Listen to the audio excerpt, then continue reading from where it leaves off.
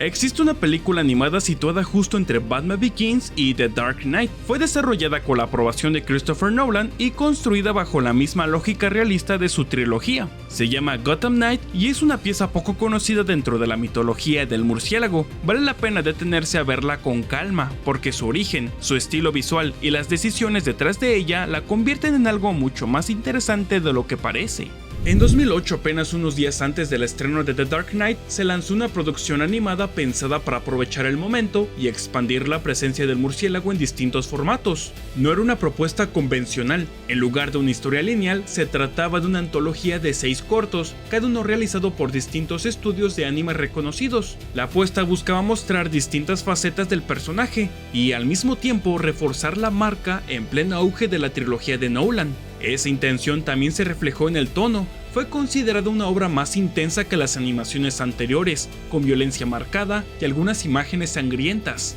La idea era transmitir que este experimento debía sentirse más crudo y adulto, en un entorno hostil y realista que se alejaba del estilo más ligero de otras producciones animadas. Con todo este contexto en mente, lo mejor es adentrarnos en los cortos que forman la obra, pues lo más fascinante es cómo se construye la percepción del murciélago desde distintos ángulos. En uno de ellos, 3 niños recuerdan haberlo visto en el mismo día, pero cada uno lo describe de manera diferente. Para uno es una sombra que desaparece y reaparece, para otro un monstruo mitad hombre, mitad murciélago, y para el tercero un robot capaz de saltar edificios con facilidad. La moraleja es sencilla: Batman no es solo un hombre en un traje, es un mito que cambia según quien lo observe, una idea central que atraviesa toda la película. La historia no se limita a la visión de los niños, también muestra cómo reaccionan los ciudadanos y la policía ante el cruzado encapuchado. Crispus Allen y Ana Ramírez, oficiales seleccionados por James Gordon, protagonizan un segmento donde los agentes desconfían del vigilante al principio, pero terminan comprendiendo su propósito.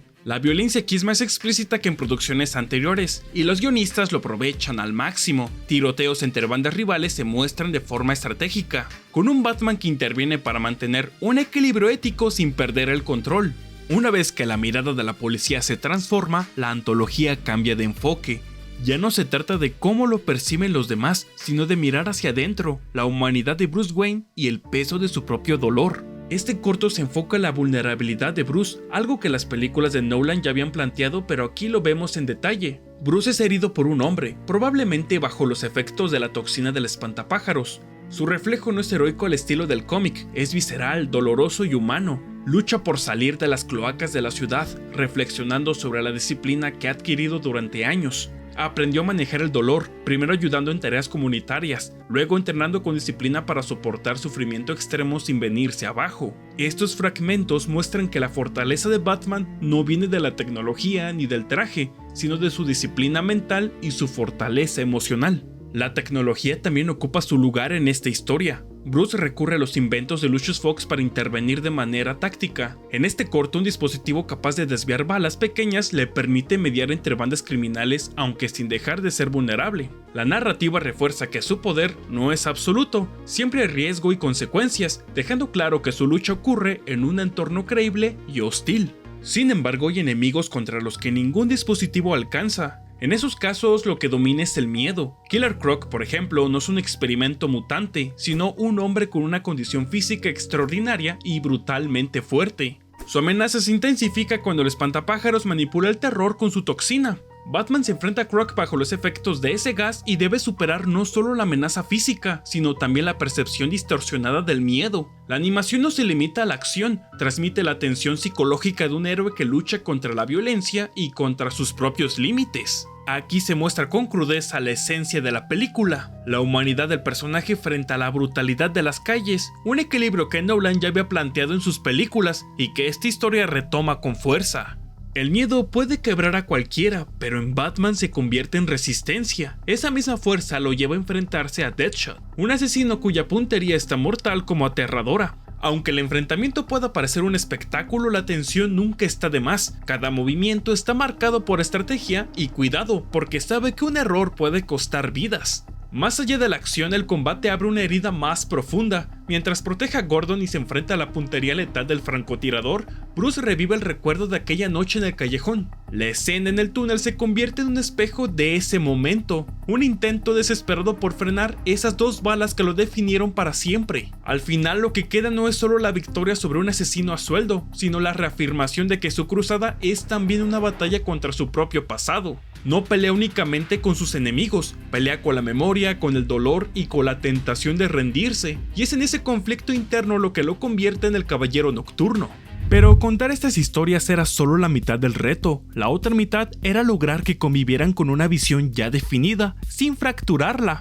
La antología nunca pretendió ser indispensable para entender las películas de Nolan. Desde el inicio fue concebida como un complemento, relatos que ampliaban ese mismo terreno sin alterar los cimientos que lo sostenían. Christopher Nolan participó como consultor creativo, no para supervisar cada plano, sino para marcar límites. Había libertad, sí, pero dentro de reglas claras. Jonathan Nolan también ayudó a orientar la dirección narrativa, cuidando que las historias respetaran la lógica del personaje. Y esa intención no se quedaba en palabras, se traducía en decisiones muy puntuales. Un buen ejemplo fue Killer Croc. En uno de los primeros diseños aparecía con cola. Esta idea se descartó. Incluso en animación, los elementos más extraños debían sentirse plausibles dentro de ese mundo. La trilogía se sostenía sobre una idea muy firme. Todo parecía obedecer a las leyes de la realidad. Había peso, había límites. Nada se sentía caprichoso ni llevado más allá de lo necesario. Hasta lo más improbable estaba contenido, como si el propio entorno le recordara constantemente hasta dónde podía llegar.